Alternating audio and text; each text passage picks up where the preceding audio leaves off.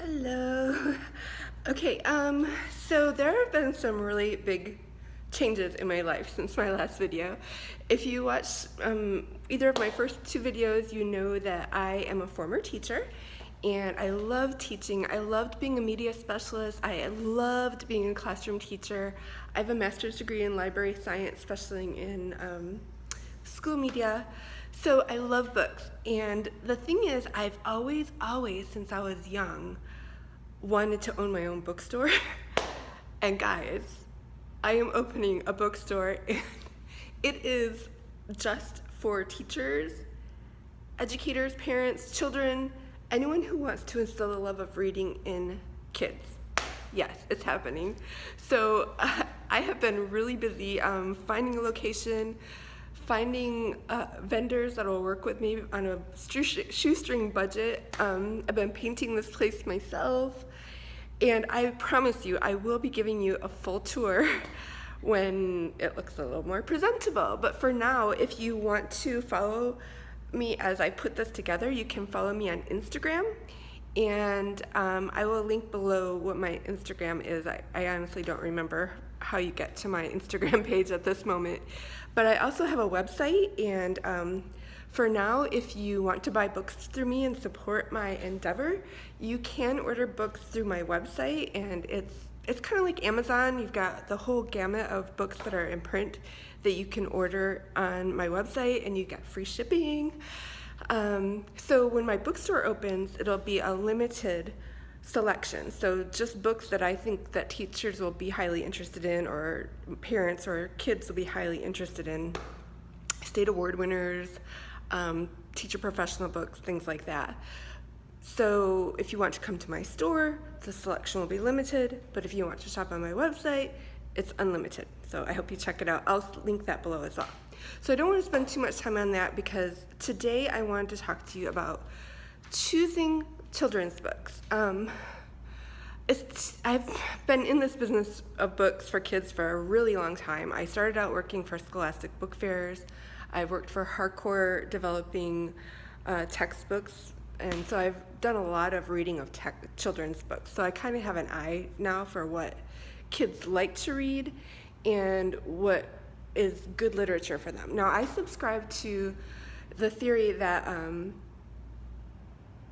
any book is better than no book at all. So you have to get literature, reading materials into kids' hands for them to practice reading, right?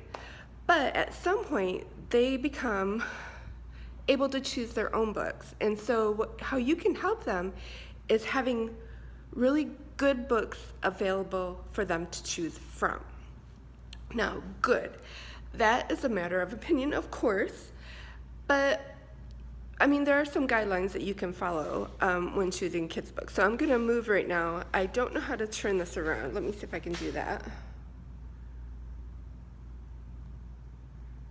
No, I don't know how to turn it around. So I'll just have to hold up books for you.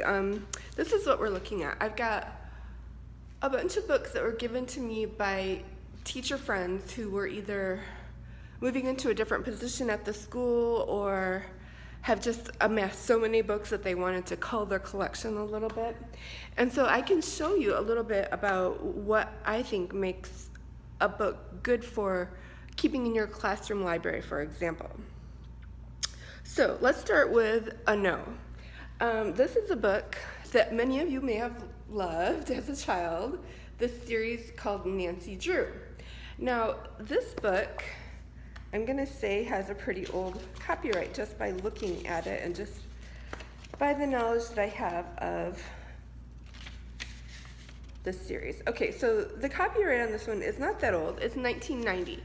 But consider the fact that even, say, a sixth grader, a 12-year-old, was born in 2004 or 2006. So this book is 16 years older than they were even born. So yeah, it's a classic. Yeah, it's a book you may have loved, but look at the cover. That's not like anything that a kid would want to pick up today. There are books that have updated covers, so you might want to look for a Nancy Drew book that has an updated cover. Look at the inside of this book. It's pretty yellow, and the type is really small. Books for kids and tweens and teens have come a really long way since 1990. We've learned that kids don't gravitate toward this dense type. So a publisher today might do a cover that has updated title, font, updated pictures, actual pictures or more up-to-date pictures on the cover, bigger type,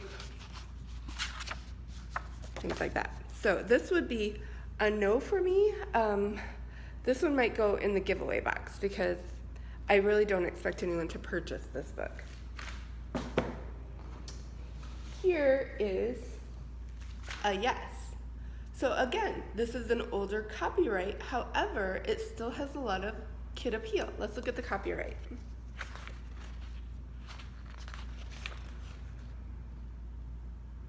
This was from 1989. Still an older title, but really a timeless cover. A series that's very well known, even still today, by kids. The type is really interesting. It's graphic. The letters, the fonts are big still. I think this would still be a yes for me, especially since it's still in really good shape. So that would be a yes. Here's a no. Okay. This is by William Steig, which is a very well-known, award-winning author. Love some of his books, but this one was a paperback that was made for a Houghton Mifflin reading series. Okay, this doesn't have kid appeal to me. The cover is pretty bland. The type is okay, but it's pretty fancy. It has a lot of the G's. I don't think that they use those in kids' book anymore. The illustrations are in black and white. This is not something that I would pick up for my classroom. Not saying it's not a great book by a great author. Not saying that if it was given to a child to take home and read when they want to practice their reading, yes. But as far as getting kids to pick up books in your classroom library when they're doing the drop everything and read for 20 minutes, they have to grab a book. This isn't something that they're gonna grab. So that would be a no for me. This one, this is a maybe. The Kid's Book of Chess. So this is a pretty old book, and it's not something that every kid would gravitate to, but you have to think about the kids that are in your classroom. Do you have a boy or girl who is interested in chess? Did they mention to you that their dad or mom is teaching them chess at home? This is something you want to look for your classroom. You want to match books to the kids in your classroom. So I have a whole bunch more tips about books and about the history of children's books, so let me know if you would be interested in a full video about that. And while I am here and I am going through this process, I would love to share with you more of what I know about choosing books for kids. So that's all. I wanted to share this amazing news with you about my bookstore, and as you can see, it's still under construction, but I'm really excited, and I'll be back.